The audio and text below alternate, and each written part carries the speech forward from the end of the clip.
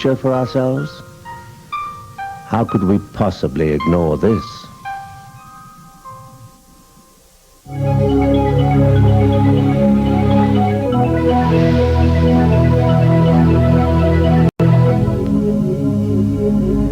Turn it off. Okay, turn it off, Greg. Okay. But I did that about 10 years ago, I think. But one thing that's interesting in there, we did the stuff about AIDS, and I told them the real story of AIDS, that it was a government weapon that was developed. And they said, we won't be able to get on the air with that. So they adapted it and changed it. That was the only part that they did change. But he saw it being developed as a weapon of war because they said you couldn't, it was supposed to be like a germ warfare type of thing, but it got out of hand. It mutated and went over the edge. When that happened, there was no way the government or anybody else was ever going to take responsibility for it. Now, what he said in there about the cure would be found in 15 years, that did happen. It was not exactly a cure, but from the time we did all of this and did the work, 15 years later, they had reduced AIDS down to where it was no longer in the top 10 killers of the world. They had found enough drugs to put it under control. So that part did come true. Another part in there where they talk about the weather control. There's a whole lot of that in the books about the government enveloping weapons where they can control the weather and influence the weather. And it makes you wonder with all the stuff that's happening, the hurricanes and things like that. And if you know anything about the HAARP project, do you know about the HAARP project? The one in Alaska, that they are experimenting with weather and experimenting with the magnetic fields of the earth. There's a lot going on that we aren't aware of. I don't know if you know about my radio show. I have a weekly radio show. And I have all these people on the show, and I do have the man who wrote the book, Angels Don't Play This Harp. He was the one that exposed the whole thing, and we had him on the show. I wanted him to come and talk to this conference, but he couldn't get here this time. Maybe next year, anyway. He's got a lot of things that the government's doing that you really don't want to know. But the HAARP project's another one of the weather-focusing machines. And so there's a lot of these things happening. So imagine when you're getting all this information, and it's pretty heavy stuff that I was receiving. And I didn't want it to believe it could happen, but then it begins to develop. Trying to think what else on there that has happened. Oh, definitely. Oh, he had the whole chapters and chapters on the Catholic Church. And I kept telling him, you're just wishful thinking, because he was being harassed by the Catholic Church during the time of the Inquisition.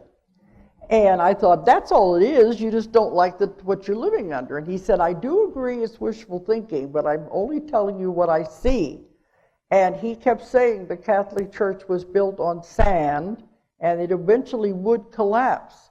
Interesting, what he said it would collapse from, he said it would collapse from within. And look what's happening with all the scandals that are happening. He said it would collapse from within. And it is being brought down. But he said in time now, as it begins to come down, religion will return to what it was supposed to be in the beginning. In my books in Jesus, you know, that was the way religion was supposed to be. And no one person over everything telling people what to do. Nobody making rules and regulations about sins. None of that was ever supposed to be in there. It's not in the Bible originally.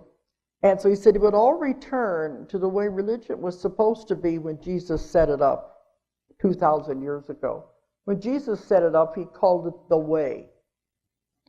And it was supposed to be having meetings just like this, and people in people's homes, and people sharing their knowledge and their abilities, teaching each other how to heal, and all about love. That was what religion was supposed to be.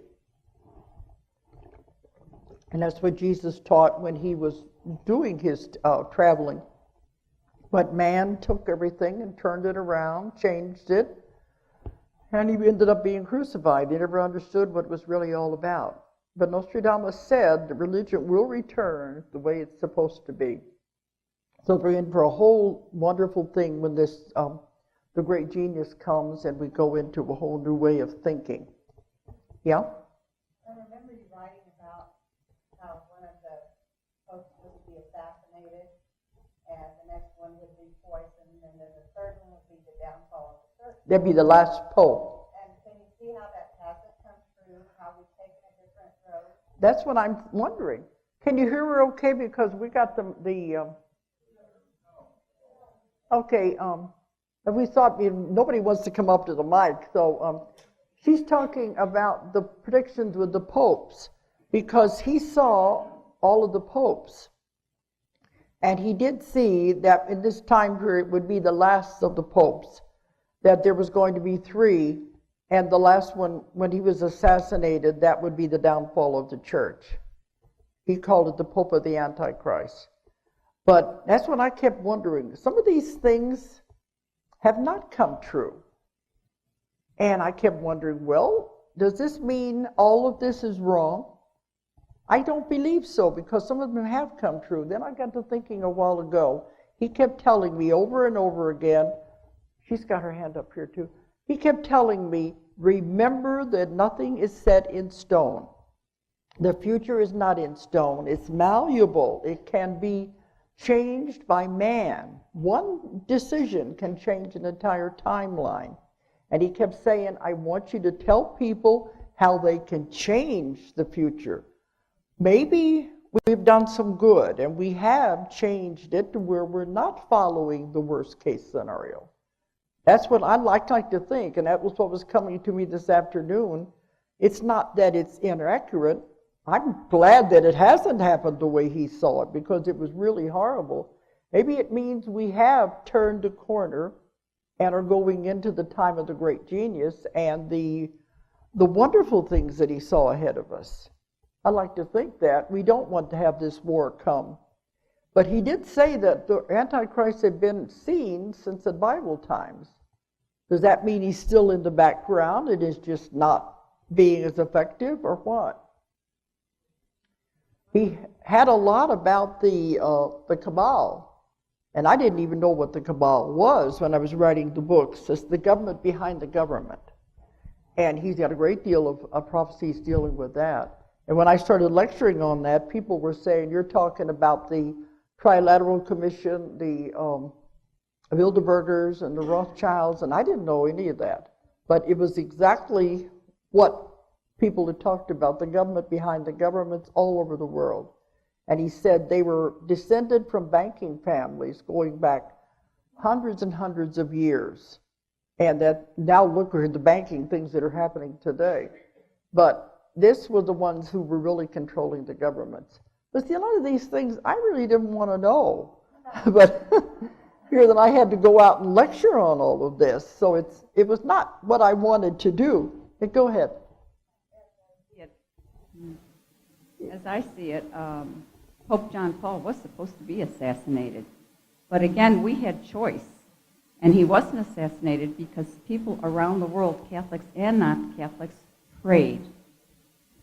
And that could have been your assassinated Pope, because really he was at death's door. You talk about the assassinating of the Pope? I always have trouble understanding when somebody's with the micro. What is she? She's my translator. Yeah, what?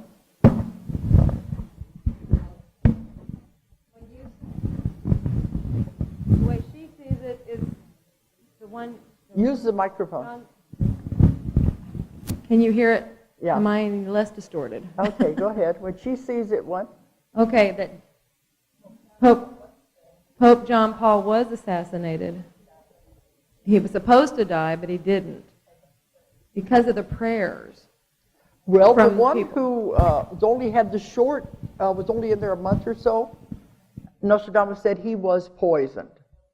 And it was a poison that would appear to be like a heart attack. And that then the next one coming in, they couldn't control him, and that was why they poisoned him. But you know, there was the one, where he was supposed to have been, he was shot, wasn't he? And then he survived.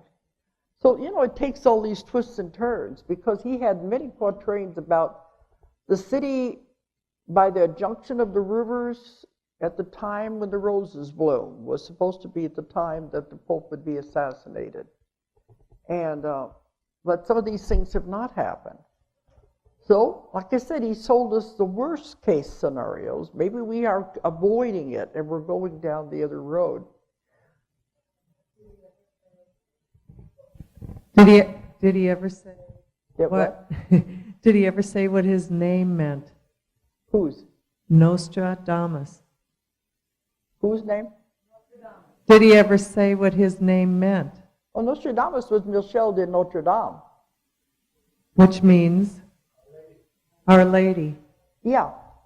Interesting. But he was Jewish. He was raised with a Jewish family. We found out more about his biography than anybody has ever known. He was Jewish, and their family had to convert to Catholicism, or they would have been killed or driven out of France. So they changed to Catholic because they had to, and Nostradamus was never happy about that either. But there was, we learned a lot about his life and a lot about the conditions of that time that, to me, it was living history. But he also, let me show this one piece here before I get into this other. I have one little thing I want to show there. Let me say something first and then we'll show it. Okay, he saw a lot about computers. You got to remember, this was happening in 1986. I got my first computer in 1985. And you know those kind, if you remember them with the MS-DOS, and they were the very first computers.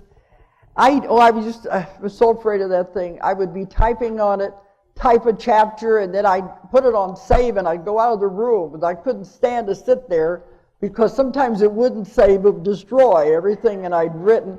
And I could see all these words floating out in cyberspace, And so I'd push the button, and then I'd get out of the room until it saved it. And I would print it out immediately because I didn't know what it was going to eat the whole thing. So we didn't have much of a computers. This was the beginning. So here he's giving us information on computers. And he didn't like computers. He could see them. He said, man was giving up too much of his power to machines that we should be doing ourselves. And he didn't like it at all. But he saw the development of computers. And he saw the computers like we had. Then he saw computers that were going to be activated by voice. And they are now. Then he saw computers that were going to be activated by thought. Well, in the last few years, this is happening because the Japanese discovered it. They did it for handicapped people. But they made it to where all they had to do is think to the computer and it would turn itself on and off. They're making all kinds of machines do the same thing. Just by thinking at the computer, you can tell it what to do. And I think that's amazing because they said it doesn't matter what language you speak. The thought is the thing. Now that's exactly how the ETs communicate. It has nothing to do with language, it has to do with thought. So they are kind of catching up with the ETs. But the Japanese have figured out how to do this by operating computers by thought. Now this is going to catch on because it knows it's going to spread. But the only problem is the government always turns these things around to weapons of war.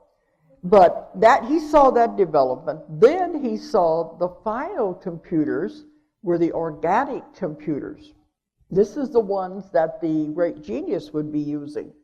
He said it would be able to replicate itself and take care of itself.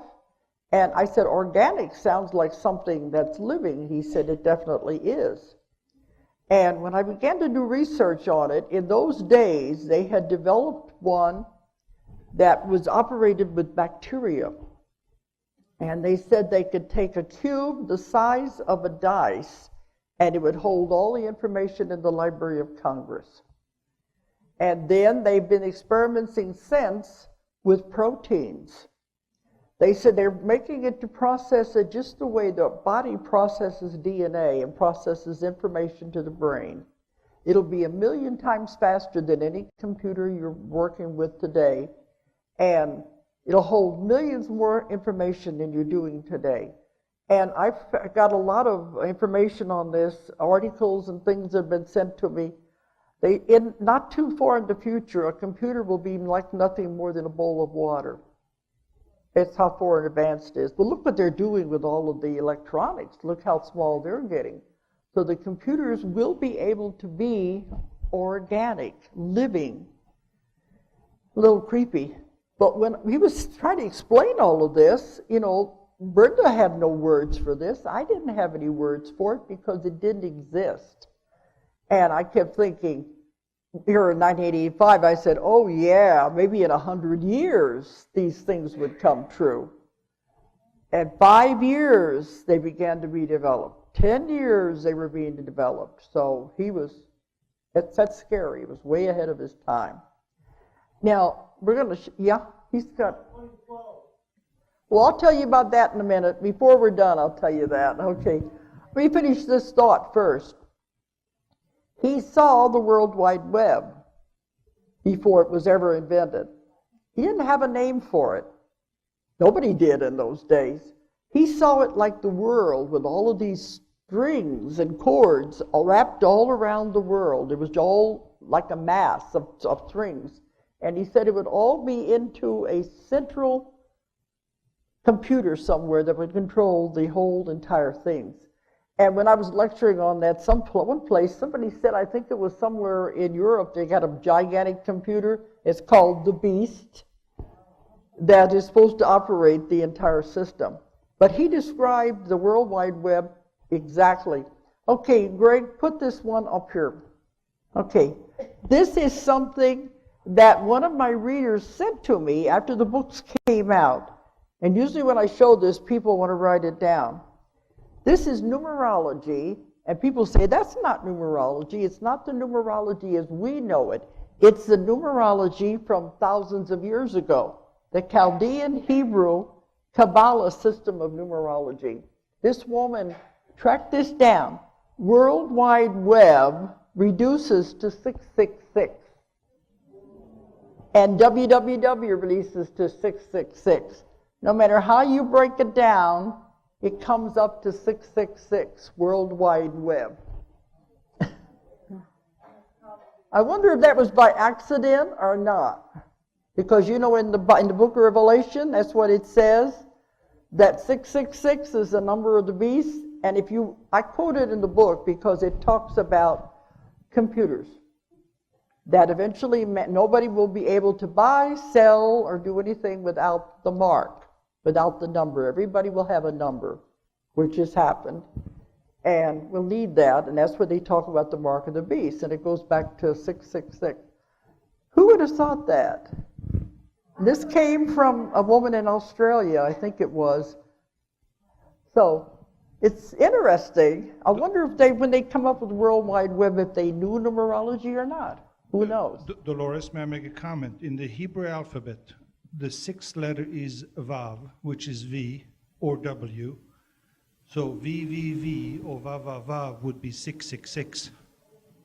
One more time. Does that make sense then? Exactly the same. Because I don't know that system, and people said it's not numerology, it's a different kind of numerology.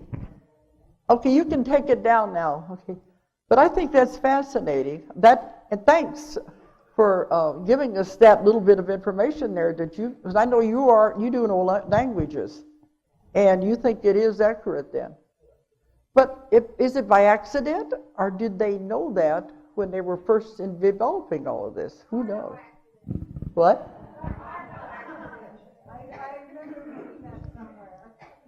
It makes you wonder, is anything coincidence or not? Okay, we've only got another 15 minutes. There you can see how there's so much with this. I talked for a long time. Okay, he was asking about 2012. Well, Nostradamus talked about the shifting of the world. He gave us the maps in Conversations Volume 2 of what the world would look like. Because he said the world would not have to tilt but just a little bit for the continents